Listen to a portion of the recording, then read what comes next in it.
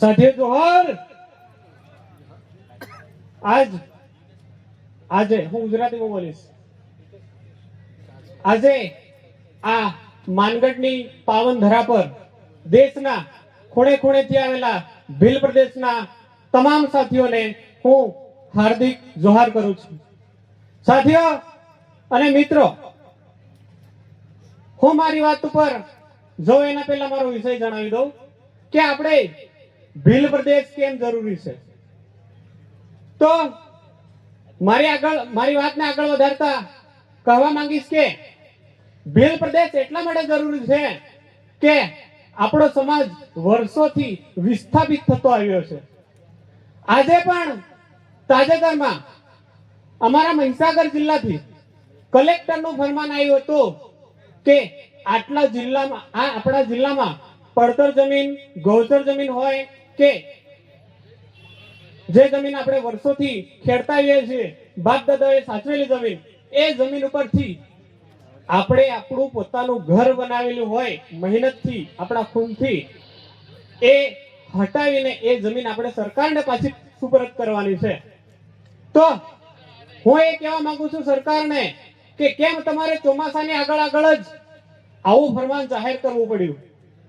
આ જ બાબત આપણા મધ્યપ્રદેશ રાજ્યમાં ગયા વર્ષે બની હતી કે એક ઘરના પરિવારના, આપણા જ આદિવાસી પરિવારને ચાલુ વરસાદે પ્રશાસન દ્વારા ઘર તોડી અને એ ઘરના આપણા ભાઈઓ બહેનોને ઘરથી વિખૂટા કરવામાં આવ્યા હતા. તો એ જ પરિસ્થિતિ ગુજરાતમાં સર્જાય એના માટે ગુજરાતથી આવેલા તમામ સાથીઓને કહેવા માંગુ છું કે આ બાબતે જરા ધ્યાન આપજો. આપણે બધા સાથે જ છીએ અને સાથે મળીને આ કામ કરીશું.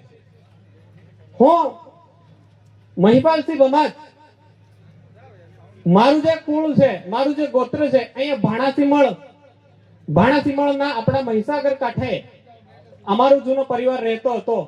તો ત્યાં ડેમ બાંધ્યો અને ડેમ બાંધ્યા પછી અમારો જે પરિવાર છે ગુજરાતના ખૂણે ખૂણે અને રાજસ્થાનમાં વિખૂટો પડી ગયો.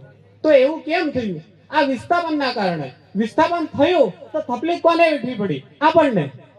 તો જ્યારે હોય ત્યારે તકલીફ આપણે જ વેઠવી પડે, આપણે જ વિખૂટા પડીએ. કેમ? આના માટે ભીલ પ્રદેશ જરૂરી છે સાથીઓ. બીજું કે જ્યારે જમીનની સરકારને જરૂર પડે ત્યારે આપણી જ જમીન ઉપર તરાપ હોય છે કે જ્યારે જમીનની જરૂર એમને પડે ત્યારે આપણે એમને આપી દઈએ છીએ. કેમ આપવી જોઈએ? જે જમીન ઉપર આપણે વર્ષોથી રહેતા આવ્યા હોઈએ, જે જમીન ઉપર આપણે વર્ષોથી ખેતી કરતા હોઈએ, જે જમીનને આપણે આપણા ખૂન પસીનાથી સિંચેલી હોય, એ જમીન સરકારની કઈ રીતની હોઈ શકે છે? આપણી પાસે 5મી અનુસૂચિના પ્રાવધાનમાં એવું છે કે સરકારની 1 પણ ઇંચ જમીન નથી. શેડ્યુલ એરિયામાં સરકારની 1 પણ ઇંચ જમીન નથી. તો આ જમીન સરકારની કઈ રીતના હોઈ શકે? અને સરકારે કોને પૂછીને ખેતર જમીન હોય, પડતર જમીન હોય કે એના ભાગ પાડ્યા? આપણા જમીનના પટ્ટાનો તો દસ્તાવેજ છે સરકાર પાસે, આપણી પાસે, પણ સરકાર આપણી પાસે એ જમીનનો દસ્તાવેજ નથી. તો મિત્રો, સમય ઓછો છે, ઘણા બધા વક્તા છે, હું મારી વાણીને અહીંયા વિરામ આપીશ. પુનઃ ફરીવાર દેશના ખૂણે ખૂણેથી ભીલ પ્રદેશના મુખ્ય 4 રાજ્યોથી આવેલા તમામ ભીલ પ્રદેશના ગણવીરો, ગણવીરાંગનાઓને જોહાર, સ્વાગત કરું છું. જોહાર. ધન્યવાદ.